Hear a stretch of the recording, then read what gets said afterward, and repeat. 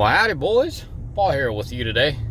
Something came to mind. I just posted a video about the 6.7 versus the 6.7, Power Stroke versus Cummins. By the way, it looks like you guys really like that topic.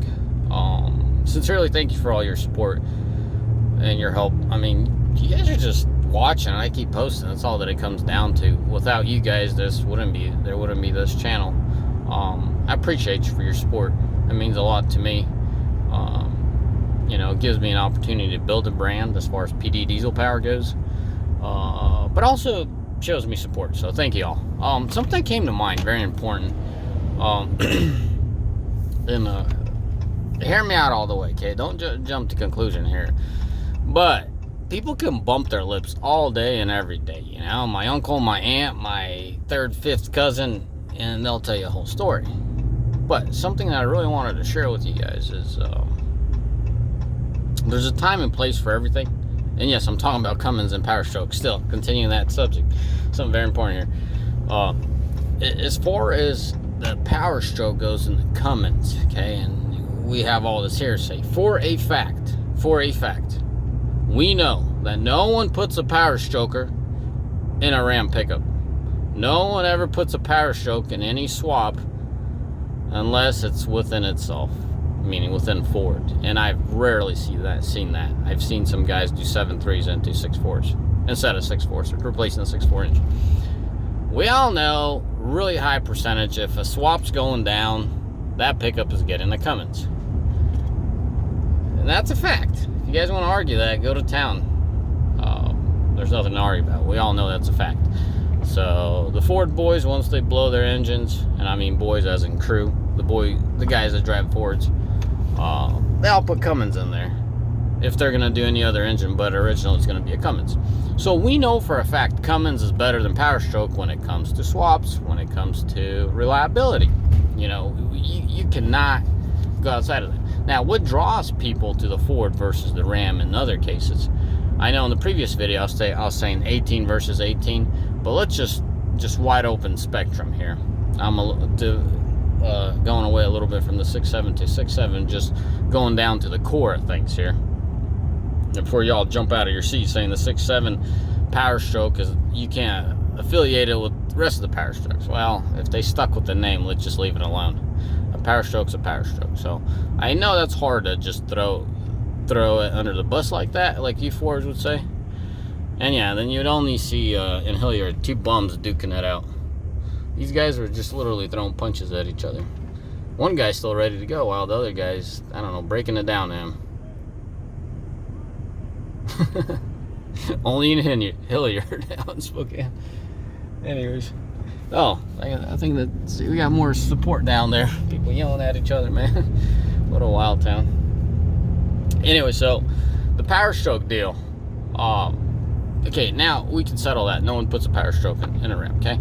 Now, in the big spectrum of things, what I don't want to lose you guys, is the fact that people could bump their lips how great something is and all this saying, but when it comes down to their pocket and when it comes down to their experience, sorry guys, my camera's not pointing in the right direction. When it comes to their experience and what they have to deal with and what they have to pay for, ooh, things get straight real quick. And here's what came to mind. This is what inspired this whole video. I had a guy, okay? Most of my guys are hardworking guys. So when the Ford came into the fleet, the 6.7 Ford, I was very dumbfounded.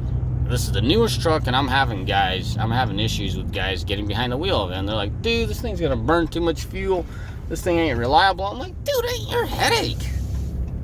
You know what I mean? It ain't your headache. What are you busting your head over?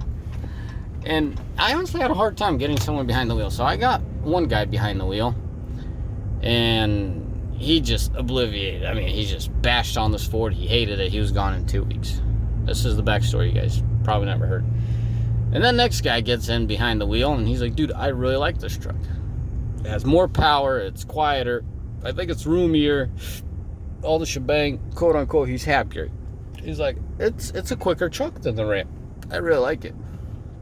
Well, when the guy's done working for me in about a half a year time, And I knew this guy was wrapping up with me. I'm not saying, oh, he quit because of the Ford or something. No, 6 months later, this guy goes in and buys his own equipment.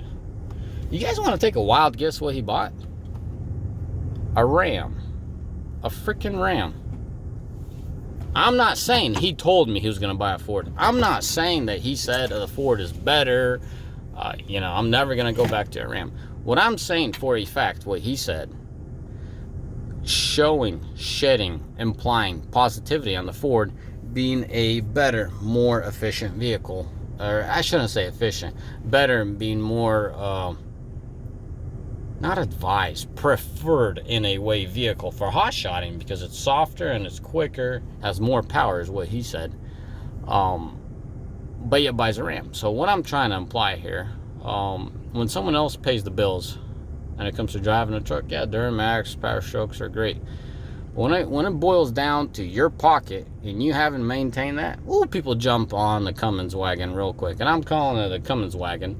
And why I mention all this whole swapping deal is push comes to shove, when people start talking truthfully about reliability, not covering in that they've put another 20,000 into their Power Stroke, now all of a sudden, it's reliable, they jump on the Cummins real quick. Next story, right after that. Next driver, gets behind the wheel of the Power Stroke, and he loves it. He absolutely loves the Power Stroke, the 6.7. I am talking about the 17 6.7 we have in the fleet. I need to update y'all on that truck.